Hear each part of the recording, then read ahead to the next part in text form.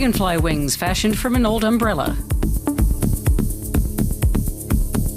Fish bones made of spoons. And a wasp created out of old typewriter bits.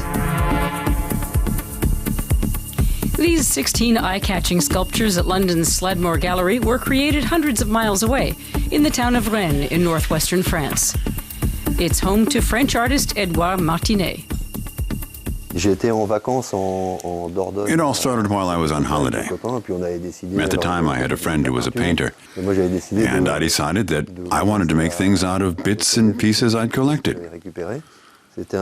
My first sculpture was a mosquito made of old bicycle parts. That was back in 1989, and I've just kept going ever since.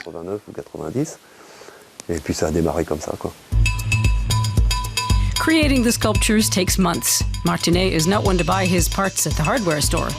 Instead, he goes after the scrap metal no one else wants.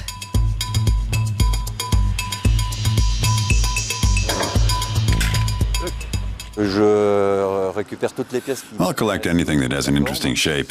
I put some of the parts away, but those which inspire me, I use straight away.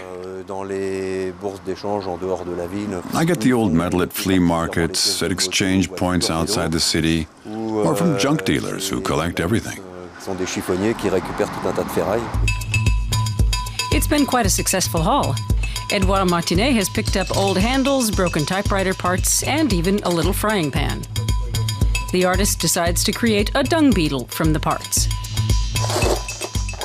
So this is the beetle's stomach, this is the chest, and here's the head.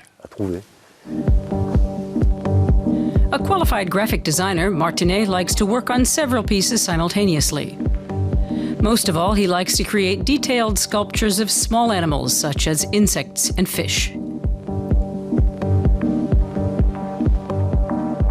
His passion for insects goes back to his childhood. I once had a teacher who was an entomologist. He used to delight the whole class with his stories.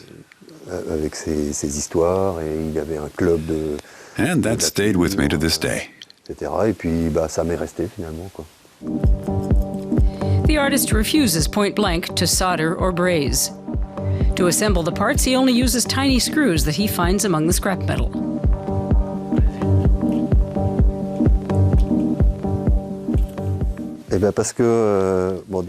I use these tiny screws to connect small parts.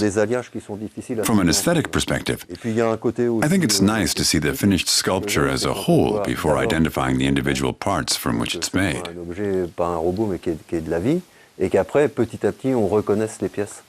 I like it when people say, "Oh, look, there's a spoon, and that's a headlight." Edouard Martinet is evidently on to a winner. All of the sculptures on display at the London exhibition have already been sold. Art lovers, collectors, and companies pay up to €20,000 per work.